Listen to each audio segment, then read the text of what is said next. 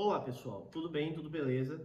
Aqui quem está falando é o Pedro Villanova, no canal Projetos de Arduino e ESP em C++ e MicroPython. E no tutorial de hoje, vou mostrar como é que faz uma caixa de som controlada pelo servidor web, ok? Vamos nessa!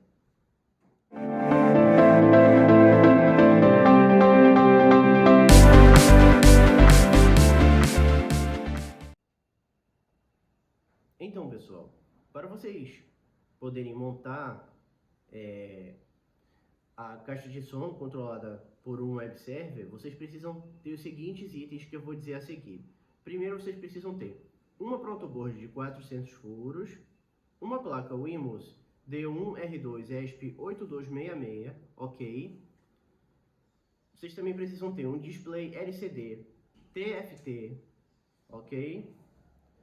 Dois alto-falantes de 3 watts e 4 ohms, dois resistores de 1K, dois resistores de 20 ohms, um DF Player Mini e, é claro, também não pode faltar 8 jumpers do tipo macho-fêmea e 16 jumpers do tipo macho-fêmea, ok? E por fim, é claro, um cartão SD.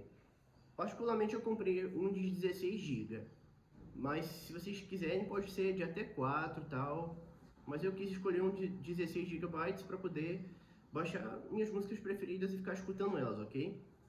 Então vamos lá, agora vamos explicar rapidamente as conexões para prosseguir para o código, ok? Vamos lá. Então pessoal, aqui como podem ver está a caixa de som controlada por um web server, ok? Aqui estão os alto-falantes de 3 watts e 4 ohms, aqui o display LCD TFT, ok? E aqui, ó, como vocês podem ver, a placa Wemos D1R2 ESP8266, aqui a protoboard de 400 furos, e aqui, junto com o DF Player Mini, está também o cartão SD de 16 GB, ok? E como podem ver na imagem a seguir, essas são as conexões que precisam ser feitas, ok? E é claro, como podem ver, tem isso porque no FreeZing não tinha uma imagem igual a placa Wemos D1R2 ESP8266, mas o Arduino Uno tem uma estrutura semelhante, ok? E, é claro, também não estava disponível uma imagem igual ao display LCD TFT, mas esses pinos verdes que vocês viram na imagem mostram as conexões que precisam ser feitas no display LCD TFT, ok? E, é claro, caso vocês não tenham entendido alguma coisa, vai estar o link no Google Drive de um documento em PDF que explica com mais detalhes as conexões e todos os itens que vocês precisam comprar, ok? Bom, agora que eu já expliquei e mostrei as conexões, ou melhor dizendo, agora que eu já mostrei as conexões, vamos agora para o código, ok? Vamos nessa. Então, pessoal, como vocês podem ver, aqui está o código, ok? É necessário que você tenha todas essas bibliotecas nele, ok? Sendo que algumas já vêm instaladas quando você baixa o software das placas na ideia do Arduino, aqui em Borders Manager, ok?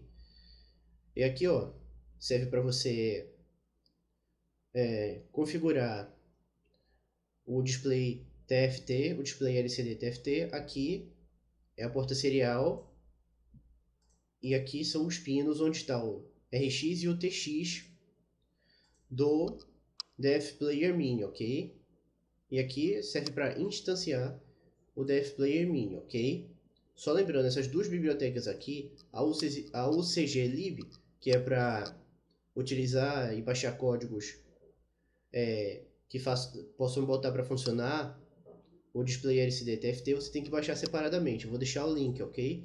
E aqui DF Robot DF Player Mini serve para o DF Player Mini, ok? Você tem que baixar separado também. E só avisando, como você for baixar o software das placas ESP32 e ESP8266, eu recomendo que você baixe a versão 3.0.2. Pois bem, as versões mais recentes são a 3.1.0 e a 3.1.1 das placas ESP, ok? Mas eu testei elas no meu computador e no meu... Quer dizer, só no meu computador e não funcionou, ok? Por isso vocês têm que baixar a 3.0.2, ok? E aqui, ó, como vocês podem ver, aqui, ó, é o nome da rede e a senha da rede, ok? E só avisando, só um minuto. A sua rede só vai funcionar no ESP se ela estiver na frequência de 2.4 GHz. Acima disso não vai funcionar. Se estiver em 5 GHz, não vai funcionar, mas essa aqui está na frequência de 2.4, ok? E aqui, como podem ver, está o código do servidor web, feito em HTML, CSS, ok? E, é claro, JavaScript, ok? Aqui serve para instanciar o Dev Player Mini, o Display LCD, ok?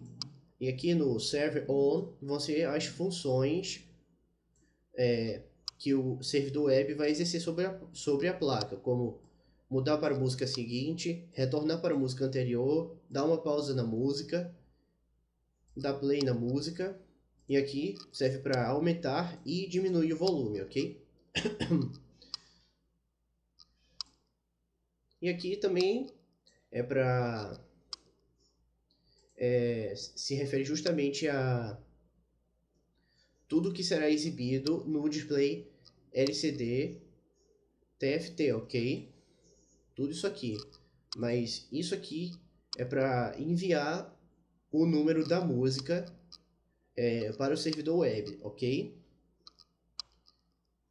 E caso vocês não tenham entendido alguma coisa desse código, eu vou mais uma vez, quer dizer, recapitulando, eu vou deixar um arquivo em PDF que explica com mais detalhes algumas coisas, ok? Mas como eu já disse, aqui são para é a rede que você vai utilizar para criar o servidor web, ok?